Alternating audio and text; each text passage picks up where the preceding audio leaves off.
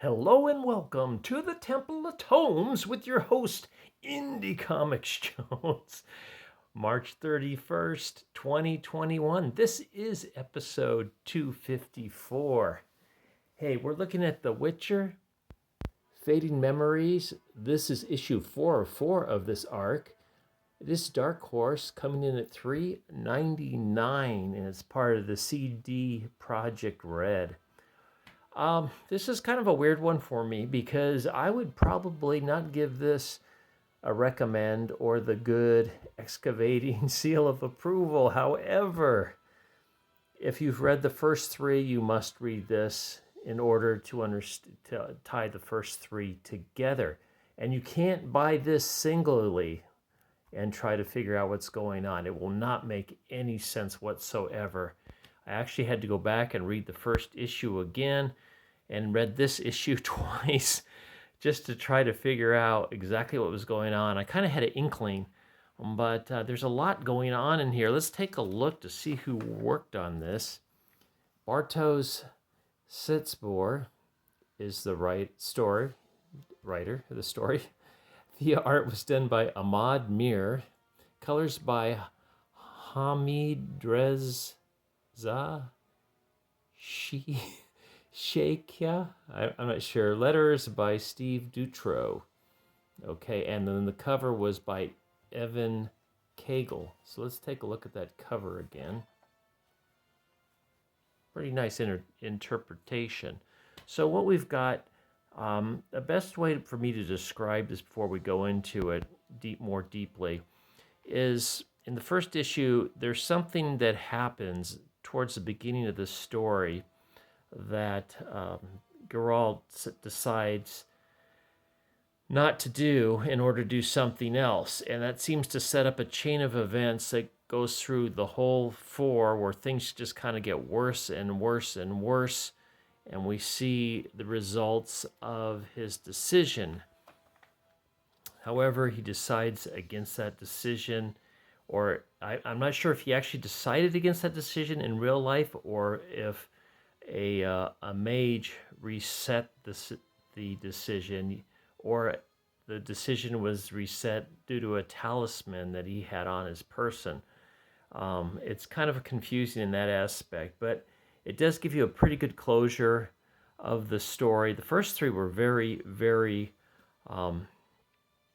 solid, I should say. So it starts out here. He's burying the earth, I guess kind of just doing the Viking burial of a fisherman that he met in the first issue. So there's a lot of flashbacky stuff going on here. And what I have is there are certain panels here where I can't tell, like this one here, I have like no idea what that is about. It's just very, very strange altogether. And some of the coloring in this is so dark, I couldn't tell which character was which. This is still not too bad, but it was hard to make out things. Give you a good sample of that. So yeah, I don't know if it was the same colorist that was used in the first three, but it was definitely much more difficult. Some of these panels get really dark. I'm not even into some of the really dark ones. And so some of the people change and you don't even realize it's a different person when you turn the page. It's talking. And this part here is, you see the shh, but it's like what's going on. And the second time I read it, I noticed there were like these little dots you could barely see. So I'm assuming it's people trying to hide from the Witcher, or maybe foglets or something. I'm not quite sure. Something there, but I'm not sure why it's saying other than that. That's all I can figure out. But look at how dark this gets. I mean, it is just really, really dark. And then here, it wasn't until the second time I read it that I realized that these were actually mermaid heads, because they do not mention that at all in here. It's mentioned in the first issue, and I went, oh, okay.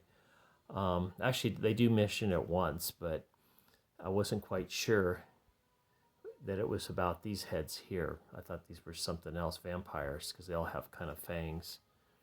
But anyway, it was just a little tough to understand, but it does bring closure to the whole Witcher series. He does only have one big sword fight, and things just kind of go bad from worse with each page, and it just at some point it just all turns around. You see that the things that he did and decided on didn't really made things worse. So he goes back, and we get back to the fishing village again, and he does not leave the man by his side. He stays with the fishermen, and it's a beautiful day the next day. So it was a nice finish for this. It was, but you can't just read this one on your own. You need to read the other three. It needs to be read as a set. Okay, that might have been confusing to you, but it was confusing to read to me. I had to read it twice, very thoroughly. Some panels, two, three, four times to get what they were saying. But it is a good story. I just wish it was a little bit more clear. It is a recommend for the whole series. Not really a recommend for if you're just buying the single issue, though. You need the first three as part of the storyline for it to really make sense. So thank you very much for stopping by and listening to this review. As always, please like, please subscribe, please leave comments, and we'll see you next time at the Temple of Tomes. I think I have at least 5 more comics to do this week, and hopefully I'll get another one done tonight. If not, one will be out tomorrow. Okay. As always, this is Indie Comics Jones bidding you adieu.